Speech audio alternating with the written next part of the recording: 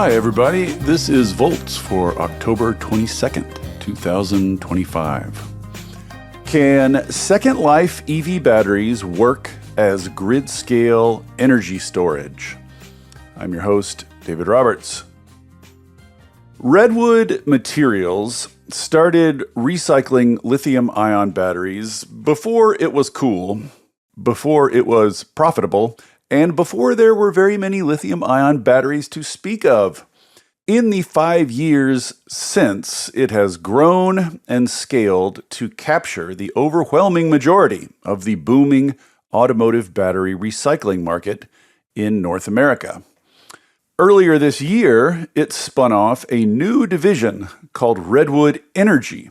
The idea is simple. It is going to hook the EV batteries it receives up to large arrays that serve as grid-scale energy storage. That way, it can drain every last bit of useful life out of them before it recycles them. So-called Second Life batteries have been discussed for many, many years, but this is the first time they have been deployed at appreciable scale. Redwood has built an off-grid facility where 20 megawatts of solar panels are powering 63 megawatt hours of Second Life batteries that feed into two 1-megawatt data centers. Today, I am going to chat with the company's CTO, Colin Campbell, about why Redwood hatched this initiative, how the costs of Second Life storage compare with the rest of the storage market, and how big he thinks this side of the business could ultimately get.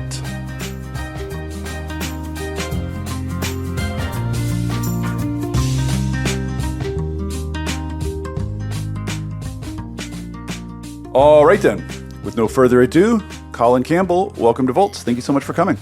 David, thanks so much for having me. Pleasure to be here with you.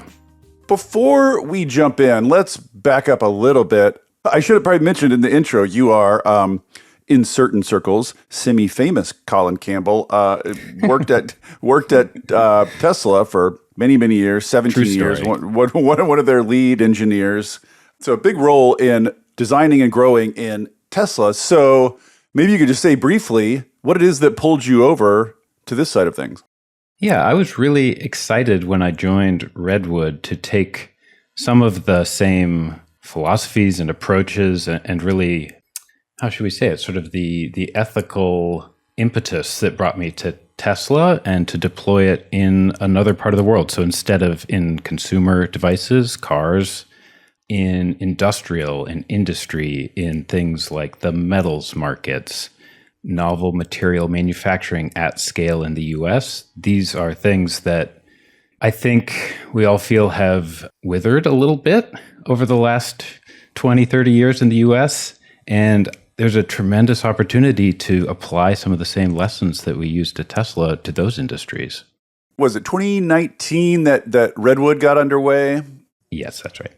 And when Redwood started, there were not that many EV batteries around. So you guys have been recycling all kinds, right? Basically just taking all lithium-ion batteries. Is that right? Yeah, if you've got a lithium-ion battery, we will recycle it for you.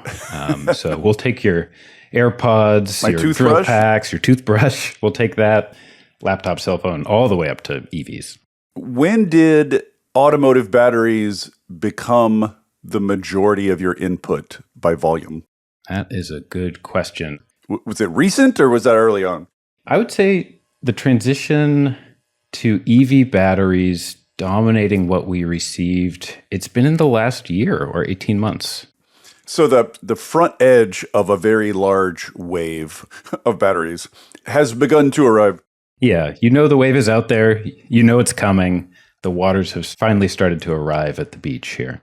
So then comes this idea, and I sort of have to think that like someone at Redwood has had this idea in the back of their minds for a while.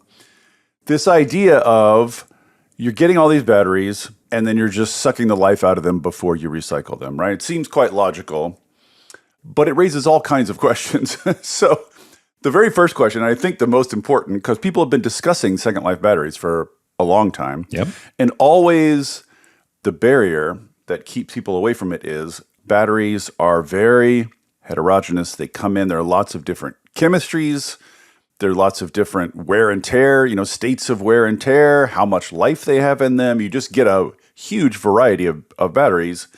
Making all those batteries work together has been the trick. And so when I heard this announcement from Redwood, I was like, oh my God, how'd they solve that problem? And I went and looked, and all it says on the site is, hey, we solved that problem. So I'm very curious. Like, I thought that was an extremely difficult problem, but apparently you just hook all these different batteries up to this little magic box. Exactly. This little box that you're calling the universal translator, and voila, they all work together. So can you tell us a little bit about how you did that? Simple as that, yes. No, you're absolutely right. And the idea of a second life battery and a second life energy storage system has been out there for a long time. I think you nailed one piece of it, which was that we weren't really seeing those batteries come back for originally recycling and now for second life in appreciable volume until really recently. We know it's inevitable that they'll come back, but it just hadn't started to happen yet. And the other thing that's made this practical and more than practical, a good business for us is a couple of realizations we had. So one is that electric vehicle batteries are incredibly robust, and grid scale energy storage is a relatively pastoral life for those batteries. It's really like putting the old horse out of pasture. So what that means is you don't have to do much to them.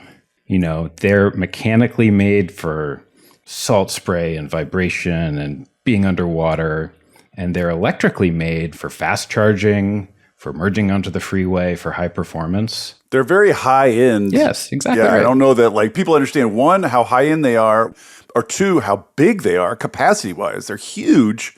And then just three, sort of how big they are physically. I mean, one of the things that sort of haunted me as I was reading about this, and this is for years, when I think automotive battery, my brain wants to think about the size and shape of the normal 12-volt lead acid guy. 12-volt battery that square. And I was like, oh, those little square boxes, well, those will be easy to stack. But of course, like an actual EV battery is this big, unwieldy, odd-shaped thing that is also heavy. You have to carry them around with forklifts. Yep.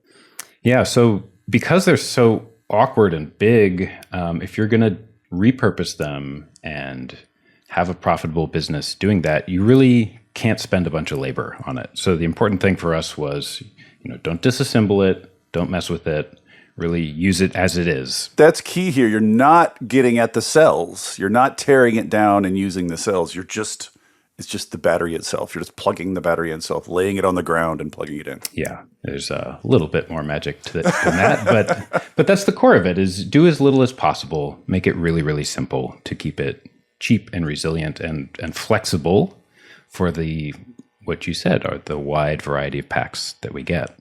And we should say another barrier to making this business work was the incredible logistics involved in gathering batteries, which of course you guys are already doing.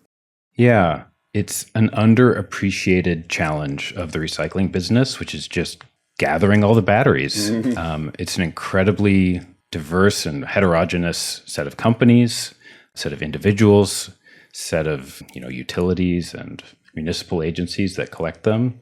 And our commercial team has just crushed it, really, in making it so that all those batteries come to us.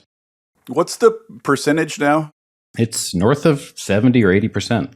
So is that 80% of the batteries that get recycled, or do you think it's 80% of all lithium-ion car batteries? It is of the lithium-ion batteries, so more than just car batteries that get recycled in the U.S. So you're the bulk of the recycling business. But you didn't actually answer the core of the question, which is, I'm sure the actual answer is some sort of software gobbledygook that I wouldn't understand, but what is it that made it possible for you guys to figure this software out when other people have failed? Yeah, so there are two parts. Like we said, one is this mechanical simplicity, and the other is what you referred to earlier, this box that we're calling a universal translator.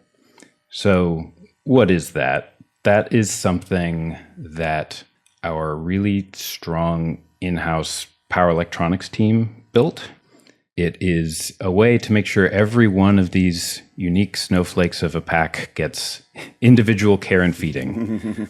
So it's a way to control the voltage, control the power for each pack depending on its own unique state of health, its own unique state of charge. Also to talk the language of any pack. So if you've got 50 different pack manufacturers, they all talk 50 different languages. The content is kind of similar, but... I was curious about that. Like, are you, sort of able to generalize at all? Or are you really starting to having like, well, here's NMC language, we got to program that in. And then, you know what I mean? Like, is there anything sort of commonality among batteries, or is it really just bespoke? You got to program every single individual one in there. It's pretty bespoke. The content is the same. We're all battery packs want to talk about is cell voltages and cell temperatures and pack currents. But the languages are pretty different. Interesting. So that's been a real effort and a real successful effort by our software team to abstract that away and make it so that at the high level, we just have a battery. So I'm curious just how agnostic it is. Can you say with confidence that any EV battery on the market, if you wear it out in your car, you can plug it into this thing? Is that categorical? It's never 100%, but we've put a lot of effort into making sure we're in the high 90s. So this universal translator that we built, it's ready for battery packs, anywhere from 200 to 900 volts, for example. So we know more modern cars are higher voltage, semi-trucks are higher voltage, Cybertrucks are higher voltage. And then also we're agnostic to chemistry. So LFP, high nickel, we can take it all. That is just wild. So congrats to your software team. It actually raises a question, which is I'm wondering, like, how modular is this? It seems like the software is the key thing. So if I, for whatever reason, had one of these boxes and I'm like, I don't know, I run like an automotive garage or something, and I just happen to have 3 or 4 spare EV batteries in my backyard, could I hook them together and treat them like one battery just using this thing? Like how small can it get, I guess is the question. Yeah, you hypothetically could. I'd never thought about it, to be honest. But there's no reason you couldn't make a, 200 kilowatt hour site using this same piece of technology. So it'll scale down as far as you would ever want. It will. I'll say that's not the question we most commonly get. Usually people want to know how big can you go and how fast can you go? Yeah. Well, we'll get there. But, I love me some distributed energy. So I'd love to think about like who could do this on site, basically. So you get the batteries and you assess them, presumably, to see if they're suitable for this. Sort of like what's the criteria and how many batteries make it through? Yeah, the assessment, I think it's less of a intense torture test than most people imagine. And the reason for that is you don't need that much cycle life out of a used battery in order for it to make economic sense to put it into service. So you don't really need perfect understanding of its state of health. You just need to know it's good enough. And so that's something, we've built some specialized hardware to do that. It's less than a minute per battery. Oh, so you get it, you plug it in, you get a thumbs up or thumbs down. Red light, green light. And how many batteries get sort of rejected versus accepted? Do you know?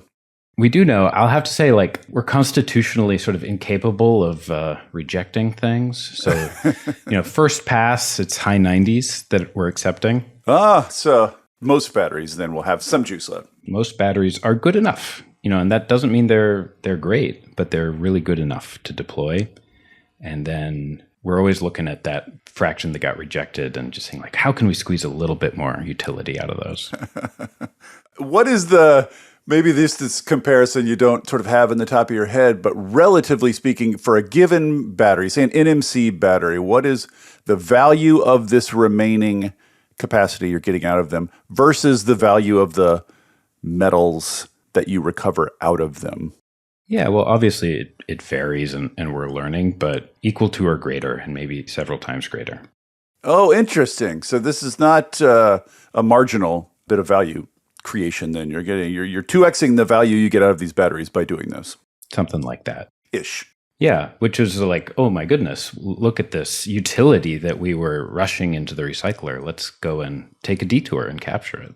Right, right. So tell me just a little bit about, from an engineering perspective, how you design a system when you know that these batteries, let's say relative to a typical grid scale battery installation, you're going to be mucking with these a lot more. You're going to be adding them and removing them more frequently than a typical battery installation. So that's, how do you design around that to try to keep that cost, because like, I'll just say up front, like when I first heard about this, and I'm sure a lot of people say this, like my first thought is just like, that just sounds like a lot of logistics, like a lot of people, a lot of forklifts, a lot of space, just a lot of logistics. So it must be clear to you that you're getting more value out of it than the logistics. But how are you trying to sort of minimize the logistics of being this active, taking things in and out? Yeah, well, the short answer, and maybe not that helpful, is you design for it, right? So you know that you're going to have to swap packs more often than in a brand new energy storage site with new cells. And so you provision for that in your design. So yeah, there's some small amount of forklift traffic. You make sure it's really simple to access packs, that it's really simple for an operator to connect and disconnect packs, to lift them, to move them. And I think one piece of this that is related to that is that these sites are slightly lower energy density than maybe a brand new purpose-built energy storage site. And that really eases service. How do you mean? Like, what do you mean, safety-wise? No, just in terms of the megawatt hours per acre, they're a little more spread out. And part of that is service and planning for service. So you just have to literally physically lay them on the ground. You have to space them out enough that you can get to them, basically. Yeah, it's actually, I think of it less as a requirement of Second Life energy storage, and it's more one about like, what is the value of a really dense energy storage site? For some sites, it's really important. If you're in a city, if you're in close to some infrastructure where land is expensive, it's really important. But in many, many sites, it's less important, and you would actually get a lower cost dollars per kilowatt hour installed with less energy density. And that was one important realization. Because of lower labor costs, because of easier, it's just easier to use, easier to update. It's just simpler. The closer you pack cells together, the more careful you have to be because they do contain energy. Right. Well, let's talk about safety then, because I was going to get to that later. But I'm assuming that, like, because these are spaced out so widely and they're just sort of individually attached, it's kind of difficult for me to imagine any sort of large-scale fire or any danger, really. Is there safety? What are the safety considerations here? So top of the list for us, of course, designing this thing is safety. And our guiding light has always been passive safety.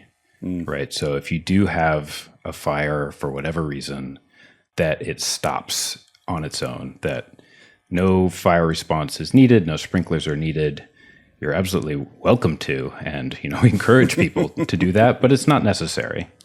So it's a passive feature of the system. So this individual battery that's hooked up could theoretically catch on fire, burn up, and be done. And that's it. And who cares, basically. That's exactly right. Has that happened? Have you had any thermal runaways yet? I'm always curious what the actual percentage of that happening is. No, we haven't. It's really rare. I mean, it's impactful and it's important when it does. And I think, Moss Landing in particular really sticks in everyone's imagination. It really does. That's why I have to ask this question anytime I talk to a battery company. Yeah. And that's real. That was a bad outcome. But we are designed to avoid anything like that. How long have you had enough batteries come through yet that you're able to generalize about kind of what you're getting out of them? Like, what is the average lifespan of one of these? Yeah, we really don't know, to be frank. But what we do know is that it's long enough to be a good business. That if we deploy them for a year, for 500 cycles, something like that, that makes sense. And we know that that's well within reach. But presumably this little box is recording lots of information about these. So you are gathering tons of data, presumably tons of data about the performance of these used batteries. Yeah, absolutely. I think we're going to be the clearinghouse for what actually happens at the end of life for EV packs. But it takes a long time, right? They're pretty robust. So even after you have rightfully retired one from your car for being slow and having a short range, there are, many, many, many years of capacity remaining in that thing. 80% is like the typical industry. That's where you sort of cut off the EV battery usefulness, right? When it gets down to 80%. Yeah, that's a norm. Depends on the customer. It's really their choice. Sure. But 80% is a lot. Exactly. You sort of already answered this, but I'll ask it anyway. So right now you're going to places where land is not at a particular premium. And so there's no real reason not to spread out. As you say, you might even get a little better unit economics spreading out more. I wonder, sort of like, do you expect all future Second Life grid scale storage to be in places where land is not a premium? Because what I'm wondering is, like, are there engineering ways to get them closer together? Could you ever figure out how to stack them? Like, they are very spread out. And like the first thing that came to mind was like, if this becomes really valuable and really common, somebody is going to figure out how to squish them closer together. Is that something you think about at all? We do think about it, and we, in fact, have already done it. So our architecture is flexible. So we really work with our customer to understand the value of density to them. And if it's high, then we can provide a much denser product. You can do it. Is there stacking? Can you stack them at all? Go vertical at all? Because this is the thing. It's like they just spread out horizontally. And I can't help thinking, like, if you could just go up a couple of stories, you could fit so much more. Yeah, there's a bunch of different ways to do it. And it just starts to get a little more complicated. You've got to build the tower for them to live in and figure out how to get them in and out. It's all possible. It all makes sense in certain circumstances, but not all. So we work with the people who are buying these to figure out what makes sense. Is the idea here that you will be the developer and the owner of the battery in all cases? Or are you selling? Like, will someone else own and operate them? What's the business model exactly? Yeah, I mean, this industry, there's probably every business model under the sun is available, and we're open to pretty much all of them. The one thing that is important to us is that we recycle the packs. That's part of our mission. It's part of what we think is important to do in North America, and we intend to do that. But that sort of suggests that the model that makes the most sense is for you to just be sort of having them and owning them and running them the whole time. Or is the idea that you could like ship a bunch of these to a separate site, they set up one of these, and then they ship them back to your facility when they're done with them, but they own them while they're in the battery?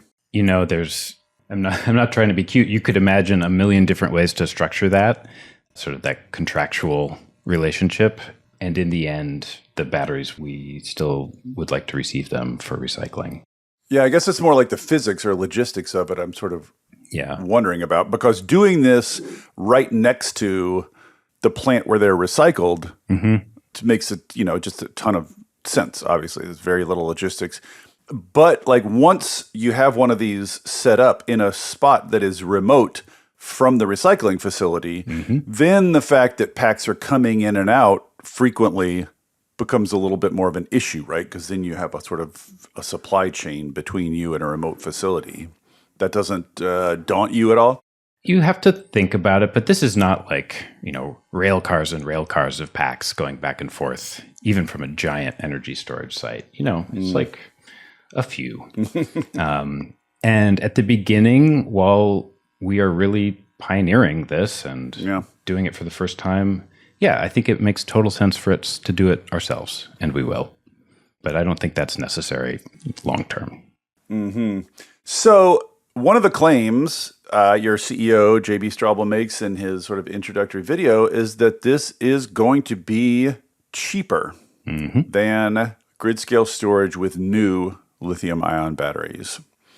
And I guess the calculation there is, on one hand, your business model works as is. So you have the batteries from the perspective of this new division basically for free. Like they're already there. You know what I mean? You're already gathering them. So in a sense, like even if they're lower quality than new batteries, they're just sitting there. So, so in a sense, they're cheaper in that way. Yep. But on the other hand, you have all this logistics. You have all these forklifts and trucks and setting up and the space and site and everything else. So I'm just wondering how the costs balance out. Like, is there an easy comparison between a new Second Life battery and a brand new battery, like a cost comparison? Yeah, I think as you pointed out, the cost of energy is low compared to a brand new battery because it's degraded, it's been out in the world, it's not a fresh battery. The balance of system, we're actually making really important strides there too. So the power electronics, the mechanical assembly, there's a lot of cost in these sites around, what people call the EPC costs, engineering, procurement, construction, civil works, getting the batteries plugged in, wiring the whole thing up. And we spend and are spending a lot of time optimizing sort of the rest of the cost stack. So not just leaning on the fact that our energy is relatively low cost because it is Second Life energy, but really pushing hard on power electronics. We have that whole team in-house, push down the dollars per watt of power electronics, make it a really, really simple, really, really robust thing to deploy. And that's underappreciated about what we're up to. Is it's not just that the batteries are cheaper. The whole system is simpler. Well, it's the whole system that first jumped up when I started reading about this. Like, obviously, that's where, like, you found an incredibly cheap source of batteries, i.e. a big pile of batteries you already had in your backyard. But, like, it's all the costs are the logistics and the balance of system stuff. So you think you have running room there to bring those costs down substantially? Absolutely. But you can claim that you are beating a new lithium-ion grid-scale battery storage system on the sort of per kilowatt-hour basis already. Yes, we can. And that's installed over life. So there's a little bit of pack replacement that has to happen. Do you have a number? Like, what are you pitching to people when you're trying to sell this then? I do have a number, but it's enough to make it a really great business, I think is what I will say here. Okay. But like sort of legendarily, a new lithium-ion battery, grid scale storage, they sort of will do 4 hours. Some of them will do 8 hours. Some people now are pushing the economics because batteries are getting cheaper. They're pushing the economics out to, maybe 12 hours at the outer edge. If your unit costs are that much cheaper, what kind of durations do you think you can get given your cheaper system? You've actually nailed it there. So because energy is cheaper, the balance of plant, which we are making great progress on, like power electronics, the cost of power starts to become more important. And so we have a real advantage for 8-hour and beyond energy storage. Oh. We can play and compete and win at 2-hour and 4-hour on total installed cost over life, but it starts to look really compelling at the longer durations. Oh, interesting. Can you do 24 hours, the holy grail? Could you make something baseload out of this? Absolutely. The original modeling that we did for this was around a 24-hour system, turning renewables into baseload. Yes. It looks really good. I've been told by many very confident sounding people, Colin, that's impossible.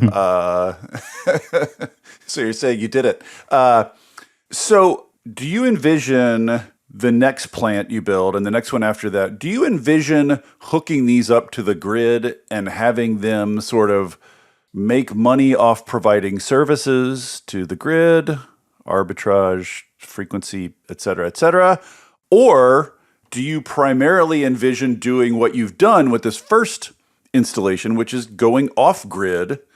You got solar panels, you got batteries, you got data centers. It's all hooked up together. It's all self-contained and running on its own and does not need one of these very difficult to get grid connections.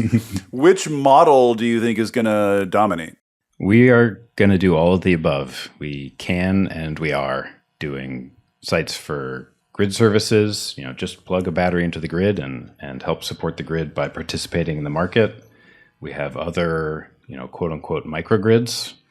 They're not so micro anymore. They're many, many, many megawatts. Go ahead and brag. This one you built. Yeah. It's Nevada, right? I Yeah. forget. It's the biggest microgrid in America? You are claiming North America? It's the largest microgrid in North America, and it's the largest second energy storage site in the world. So that's, like you said at the top, it's a 12 megawatt AC, 63 megawatt hour grid supporting about 2 or 3 megawatts of data centers and run by solar. So all the energy comes from another 12 megawatts of solar. And the grid does not touch it. There's no transmission grid connection at all. That's exactly right. God, what a beautiful thing. I'm also been confidently told that those things don't work economically. Exciting that it is working. And you've probably answered this already, but in terms of like grid services, you hook one of these things up to the grid. There's nothing that new batteries can do that these batteries can't do, right? In terms of like frequency regulation and all this kind of stuff, grid forming, whatever. That's right. Whatever the kind of things that batteries and inverters can do. Virtual inertia, all of that.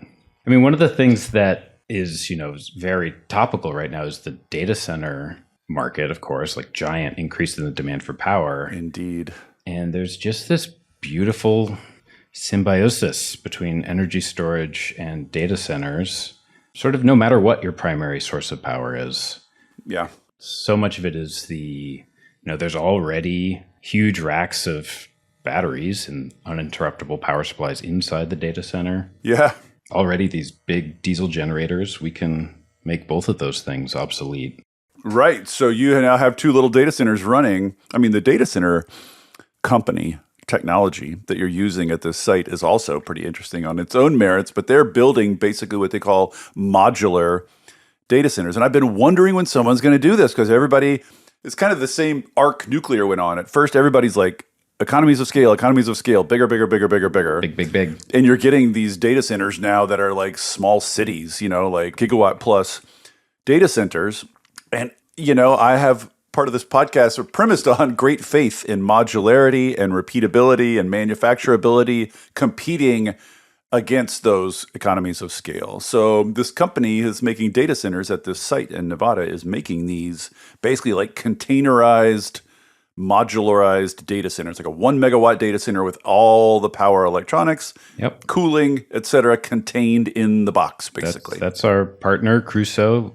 We love them. They're super smart, and they're doing exactly what you're talking about, which is how do we drive down the cost of a data center? We mass manufacture it.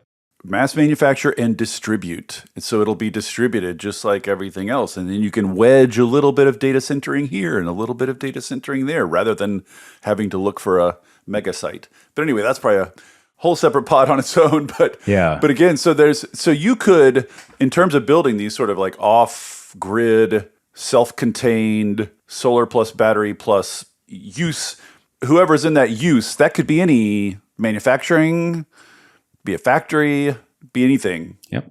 Could be anyone who needs power.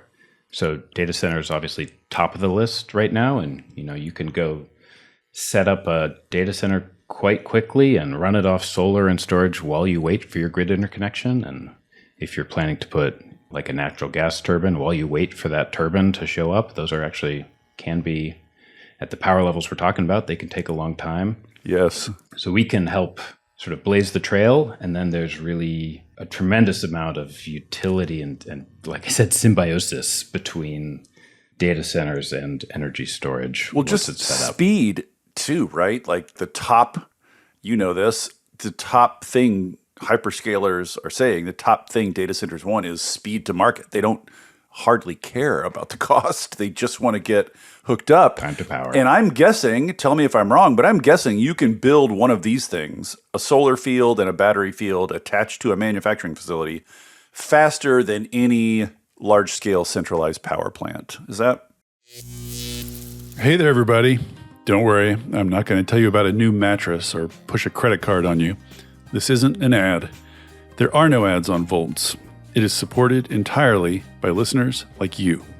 If you'll indulge me for a second, I'd like to ask for your support. I started Volts because we're all surrounded by depressing news about climate change and misinformation about clean energy, and it's never been more important to share the stories of the real people on the ground doing the real work of transition and all the ingenuity and courage and public spirit they are bringing to it. People are hungry to hear these stories, to learn from and find inspiration in them. I've heard from people who changed majors or careers after hearing episodes of Volts. People using it in classrooms and community groups, even state legislators who have passed bills inspired by specific episodes. Sharing these stories matters. It makes a difference. If you have found value in it and want to help me continue doing it, I hope you will join the community of paid subscribers at volts.wtf. It's about the cost of a cup of coffee a month. If you don't like subscriptions, you can make a one-time contribution, leave a review on Apple or Spotify, or just tell a friend about Volts. I am grateful for any and all support. If you're already a paid subscriber, thank you. And now, back to the show.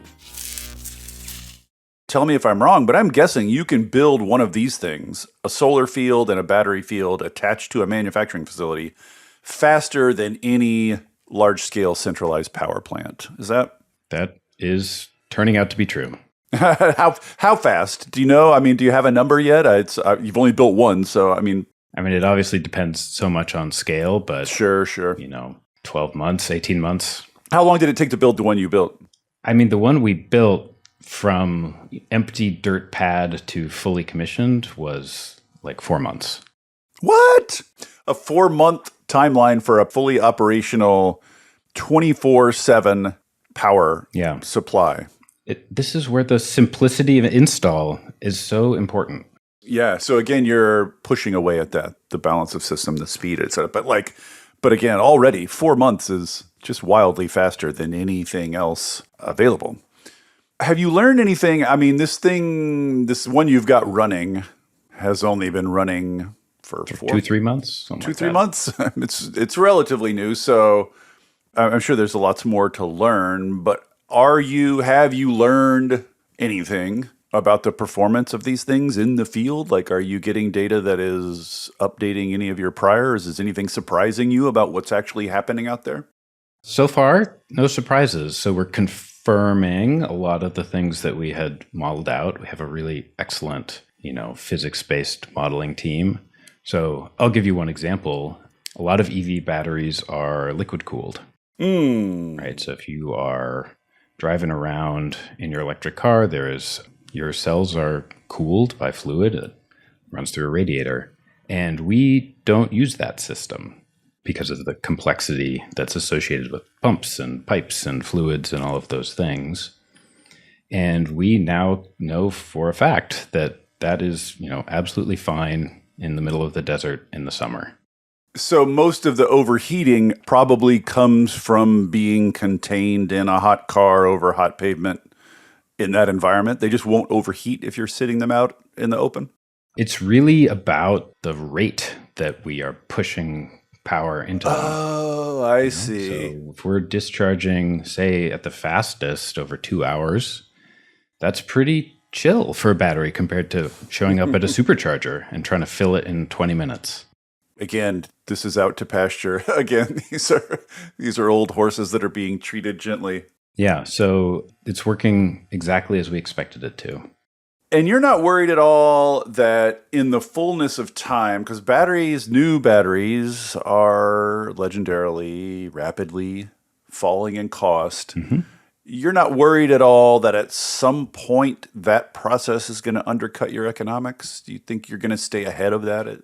Yeah, well, I think a used battery is always going to be cheaper than a new one. I'm pretty confident in that.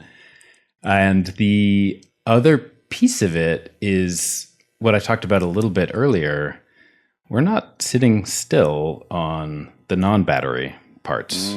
So we have a great team, power electronics, mechanical engineering, software, all of that, pushing down the cost of all the things that aren't the battery.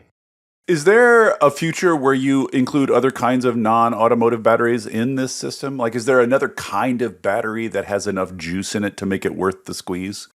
I think so. We're pretty agnostic to battery type. So it really comes down to sort of acquisition cost in the end. Well, I'm just sort of assuming that like a toothbrush battery is just not going to be worth like getting the human to walk out there and plug it in. Let me backpedal. I don't think ever that you'll see like a Matrix-like field of AirPods, or toothbrushes. So what's a general cutoff? Like a weed whacker battery? Like how big before? I don't know, but I bet somewhere in the like 10 to 14 kilowatt hour range, somewhere in there, it'll start to make sense. So maybe light hybrids, but not weed whackers. And not toothbrushes. So in terms of the logistics of gathering the batteries, I'm assuming that's all already up and running. That's what you've been doing for the last few years. Is your ability to do this with the batteries going to change that side of things, how you gather them? I know there's some sort of partnership with GM. It's a little vague on the website exactly what that consists in. What is that? Well, I think we've really put more effort into exactly those kinds of partnerships with automakers who, sometimes have the packs at their end of life and need a place to send them. Do they though? Why would they? Like, why would GM end up with used GM batteries? Well, sometimes, right? So some packs. I'm sort of curious. Like, what happens to battery? Like, if my battery runs out, I go to a mechanic or whatever and get a new one. I have no idea what happens to it. Tell us just a little bit about what that looks like. Everything under the sun happens to it. So if it's if it's a dealer, then that's one like pretty consistent path. Right.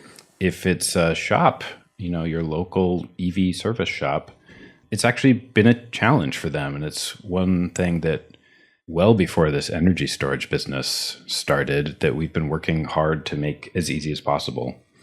So we actually have sort of I don't know what you want to call it, like a reverse Amazon to make it super easy to send big batteries like this to us to figure out what they're worth and get them on their way.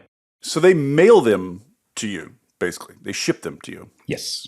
Interesting. And that just seems like so expensive when I think about it. Again, so much logistics. It's amazing how much logistics is involved in your logistics is a real business thing. Model. It's also remarkable how efficient it is to move mass around. Like transportation costs for a battery are not a giant piece of the concern. It's really the complexity. Just like there's a million places these end up. Yeah. Junkyards, people's houses, dealerships, everything you can imagine. What is the GM partnership, the newer GM partnership?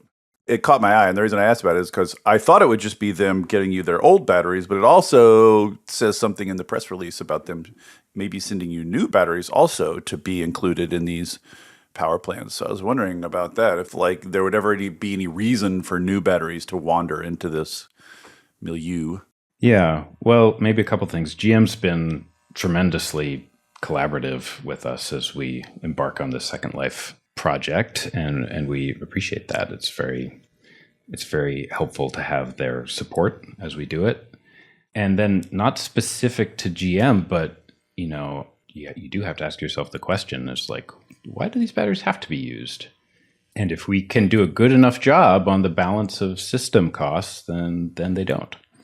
That's not our focus right now, but it's something that definitely is on my mind. Interesting. So theoretically, you could end up being just a very competitive grid storage company that is agnostic to the source of batteries. Could be, yeah. Someday, maybe.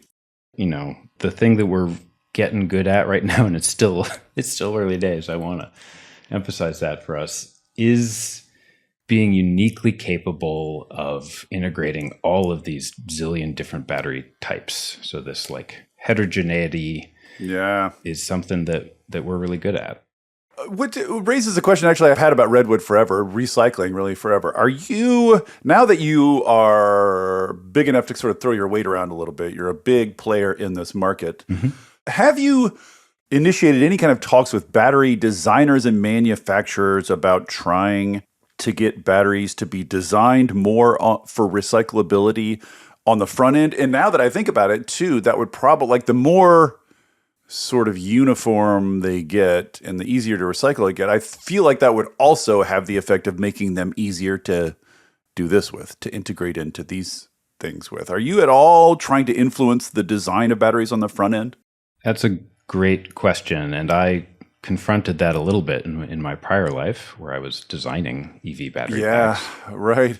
I think Tesla's actually famous for designing batteries that are very not that, right? They're very integrated into the car. They're very not particularly recyclable. Yeah, I'll say a couple things about that. One is when you're doing things the way that we need to do them to make an impact in the world at industrial scale, having packs be disassembled by hand or even with automation, the sort of design for recyclability, that's pretty expensive. And so I think the recycling processes that win are going to be something that is, at least philosophically, like backing up a truck full of packs and like dumping them into a machine.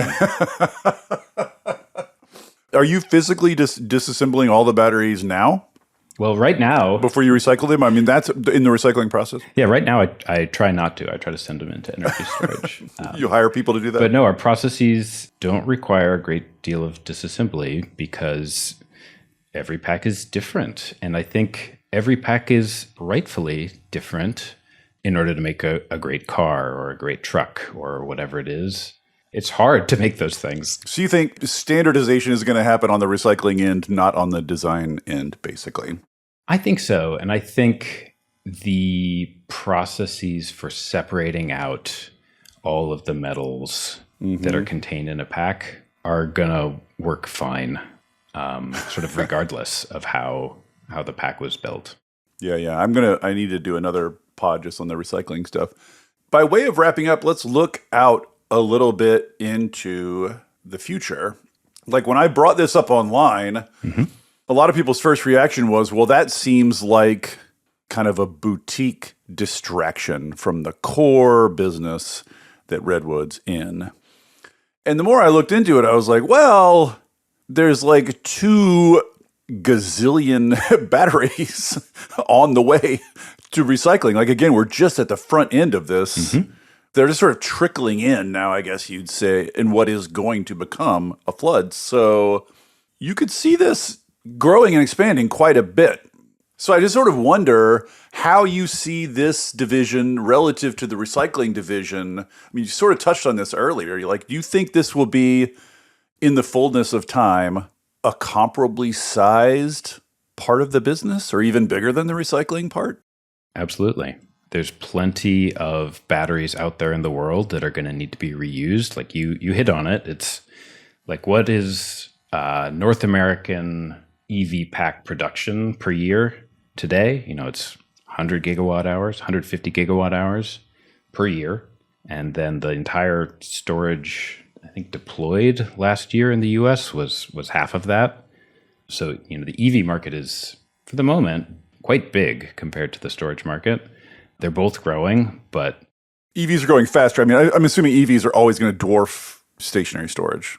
I mean, their storage is catching up, right? I think it's about a quarter of the cells in the US go into storage. Oh, really? That's bigger than I would have guessed. But the point is, there's plenty of used packs. We know that it's inevitable. They're going to come back. So that's to the, like, is it a boutique distraction? No, I think it's a real durable business. And to the question, is it a distraction? Like, we're still quite committed to the metals business. I think that's still so exciting and so important to bring back to North America. And this does seem like, to me at least, this seems just to fit right in. Like, in a sense, it's almost like a version of recycling. You're sort of recycling power. You're recycling the power before you recycle the metals. Yeah, I was trying to think about how to say this. But in the same way, you're preventing new stuff from having to be made. I mean, in a sense, in both cases, you're preventing the necessity for new stuff. Yeah. I mean, the need for new stuff is gigantic. And so in order to fuel a complete electrification of the economy, there's still a lot of new stuff we're going to need, but we can, in the short term, blunt that a little bit and make it cheaper by extracting, really every last drop of utility whether it be energy storage capacity, whether it be the metals out of old things. And then if you fast forward 100 years, like it'll all be circular. Yes, this is, especially in these depressing current times, these are among among the places I go, my happy places, is thinking about this 100-year time horizon and total circularity. And it's interesting to think how this fits into that picture, basically. Like you can imagine a world of full circularity vis-a-vis metals, right? Where we no longer are having to dig up any new metals, basically. We've reached a steady state. We're perfectly recycling all the metals that come through. You can. And, the thing I want to emphasize is that also just makes economic sense. It is a cheaper way to provide nickel and lithium, in addition to being sort of lower carbon and all of the other things that circularity provides. Yes, less grim labor implications, all that kind of stuff as well. But I was sort of thinking about how this fits into that. Like if you're getting all the world's batteries and recycling them, and you're sucking all this capacity out of them before you recycle them, you're also like, that's potentially a big chunk of the energy storage we need. I don't know if anybody's tried to do this kind of math, like 20 years out or whatever, 50 years out. Like what sort of like, how much of the stationary storage market in the US do you think could ultimately be served by Second Life batteries? Yeah, I think this is all napkin math, of course. It's a good question. So today we can serve like 10-15% of the market. Really? Already with the batteries you're receiving today? Yeah. So we're receiving something like 5 gigawatt hours a year, and I think the US put 50 into service this year. 5 gigawatts a year. And this plant you built, we should say, this off-grid plant, it's like 63, it's not even 100 megawatts. So to really scale this up to start matching the input, that's just going to be a lot of land, isn't it? You're not worried at all about the land. No. This is this is a version of the am I worried about the land use of solar? Yeah. And no, if not, turns out you get a lot of energy density coming from the sun, a lot of power density. Sorry. Yeah. And if you look at the size of you can even look at our pilot plant in Nevada. If you look at the size of the battery compared to the size of the solar array, the solar's much bigger. It's 1/10 the size. 10th. So, and that's we could do better. We could do 1/20th or 1/30th if we wanted to. Ah, so you can shrink down the size of the battery thing. You can't really shrink down the size of the solar. That's kind of... Yeah, exactly. So it's not that big. So for the off-grid applications, it would be the generation that would be the the real land issue, not so much the batteries. What's next? That's, we pull our view out from 100 years out to, say, 5. What's next? What's the next plant? Do you imagine being sort of the owner and developer of the next few of these as you kind of prove them out and show they can work? Yeah, what's next is much bigger projects. So we have several of those lined up already in the 5 to 10 and bigger X, the one we put in Nevada. So it's substantially bigger than our pilot site in Nevada. And so we're really focused on executing those and delivering those. And are those in Nevada? They're all over the country. Really? Because, I think of like the vast West Desert as where you find this big swaths of cheap land. Are you have your eye on the East Coast, the Northeast, congested areas too? We have projects. I'm sort of like doing the Rolodex in my head here. Not quite everywhere in the country, but not just in the desert West, to your point. Interesting. And I'm sure some of this is confidential, but for the projects in your pipeline, are they all off-grid, attached to solar and some sort of manufacturing facility, or are some of them going to be grid connected? Some of them will be grid connected. Like if you can imagine a place where somebody has put a utility scale battery, we have a project like that. We have grid connected grid arbitrage. We have behind the meter, front of the meter. We have paired with manufacturing, paired with renewables. Anywhere energy storage plays, basically. Exactly. Same energy storage as any other kind. As I think about the logistics, new things keep coming to mind. But like, in terms of your battery gathering, how many sites do you have where you're gathering batteries. Like, you know what I mean? Because wherever you build one of these, you are establishing basically an ongoing relationship to some source of these batteries, right? A supply chain. You're going to have batteries continually shipped between where they're gathered and where you have this plant. How many of those battery gathering sites are there? You know, as this becomes a national project for us, we need sort of regional warehousing. Is it all in the one Nevada plant at this point? It's not. We also have a big site that we're developing and actually just opened our first recycling plant there in South Carolina. So that's a strategic spot for us on the East Coast, near a port, near a lot of industry. Yeah. And that's another logical place for us to inventory this stuff. But I imagine, in the fullness of time, we will put them where it makes sense to support these customers. Right. I just keep trying to wrap my head around the shift that you are about to undergo. Like right now, you say you got 5 gigawatts a year of batteries incoming. Gigawatt hours, yep. Gigawatt hours, sorry. I'm assuming that the line is going up and to the right. Yes, it is. How fast per year? Like what's next year? How steep is that line?